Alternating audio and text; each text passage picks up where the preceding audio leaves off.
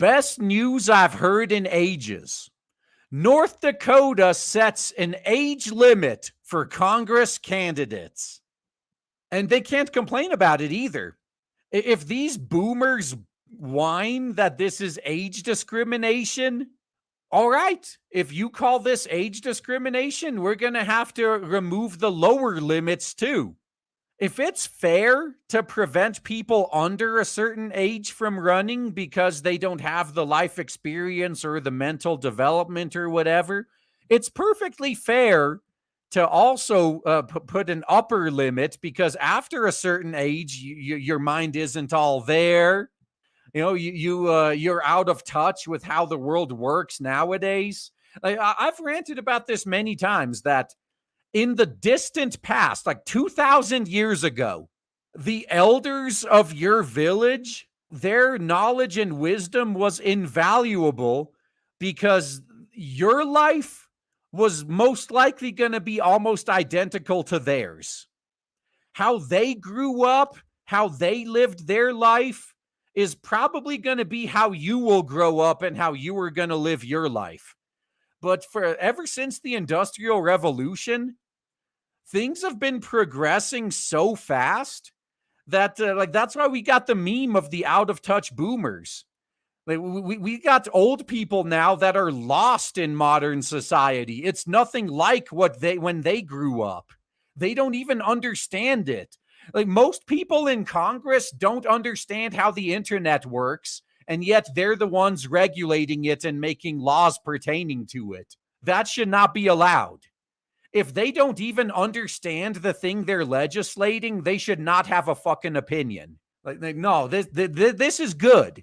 We definitely need to set an upper limit. And you know what the next argument's going to be? Oh, well, but what about those old people that do keep up with the times? I mean, RGE, you yourself have said that even if you don't use a lot of this new social media, you at least keep up with it because that's where society is headed. Well, what about other old people that do the same thing? All right, that's fair. Well, what about young people that are well more mature and ahead of their times? So if I have to accept an 85-year-old in Congress because maybe they have been keeping up with the times, how is it fair to stop a 15-year-old from running for office if they show that they actually studied and they have the aptitude and they're more mentally mature than a lot of 40-year-olds I know? We're going to have to remove both limits. Let's go. All right, voters, and oh, this is another thing that makes this thing nice. Voters, like this wasn't just mandated by their state legislature. The voters in the state decided this.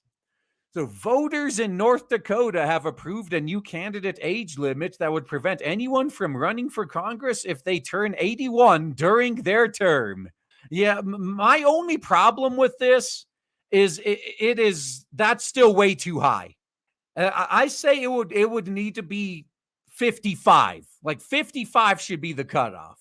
Because like for president even, I think the minimum age to run for president is 35. I think 35 to 55 is a good window.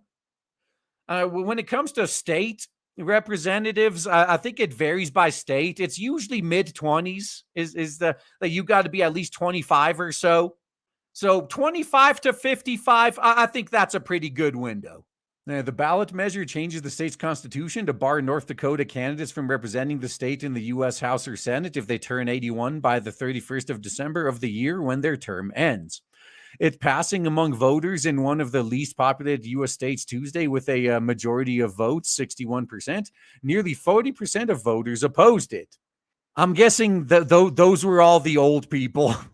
The measure prevents older candidates from appearing on ballots. If a court ruling requires someone to appear on a ballot, the ballot will also include their expected age at the end of the term. North Dakota's current congressional delegation will not be impacted by the measure. Senator John Hoeven is the oldest member of the group at age 67. Yeah, he still has. Wait, what? Okay, senator. Okay, so in 6-year increments. Depending on when he's up for re-election, he could have 2 more terms. If he was in the House of Representatives He could have, was it 6 more terms? Yeah. So voters' approval of the law is one of the first measurable indicators of how Americans feel about the age of their representatives. Yeah, we don't want incumbents that stay in there for 40 years. Like we want less Joe Bidens, okay? We got to find a way to place these limits across all political offices. Like there needs to be a limit to how long you can hold political office in general. We need less career politicians. That was one of the ideas the founding fathers had. Like you shouldn't have career politicians. Like politicians should be a job that average citizens and businessmen do for a short period of time out of necessity, and then they go back to their regular life. The fact that we even allow career politicians is a mistake in and of itself. Like, do we really need more Bernie Sanders in the office representing us? Do we need more people who have never had a job their whole life? Like their entire life, they've been a politician of some kind? No, we don't need that. The issue is in the spotlight ahead of the November presidential election, where voters will choose between Puppet Brandon, who is already 81, and Orange Man, who is turning 78 this week. Oh my God. Orange Man and Brandon are only 3 years apart. I could have sworn it was 30. Yeah, Brandon is, oh God, he looks 30 years older than Orange Man. But yeah, Orange Man is pretty damn old himself. Regardless of which candidate wins, they'll become the oldest serving U.S. president, a title Brandon currently holds. Yeah, however, the North Dakota ballot measure is likely to face legal challenges. Yeah, I think since they said it's specifically for like state representatives and senators, if I recall, there was like some states in the past tried to put term limits on their state senators and representatives, but that was shut down because apparently they decided only like the federal Congress and House of Representatives can put limits on federal officers, which technically they count as. So TLDR, if you want term limits on congressmen, Congress has to vote to impose term limits on themselves. AKA, it's never going to happen. And they might run into this same situation here, that the only way you could get age limits on Congress is if Congress themselves votes to implement age limits on themselves. The U.S. Constitution says senators must be at least 30 years old and members of the House at least 25 years old. There's no term limits or retirement requirements for Congress. Yeah, and that, I think, was a massive flaw that the founding fathers didn't consider how fast things would progress. Like in the past 20 years, like someone growing up now is growing up in a completely different world than someone who grew up 20 years ago. Yeah, in a world that changes as much as this, yeah, you do need upper limits as well as lower. Now, the U.S. Supreme Court ruled in 1995 that the states do not have the authority to establish eligibility rules for congressional candidates. Yeah, that's unfortunately what I think I was thinking of. The decision, U.S. Term Limits Incorporated versus Thornton, determined that states cannot impose additional restrictions on federal government representatives beyond what is included in the U.S. Constitution.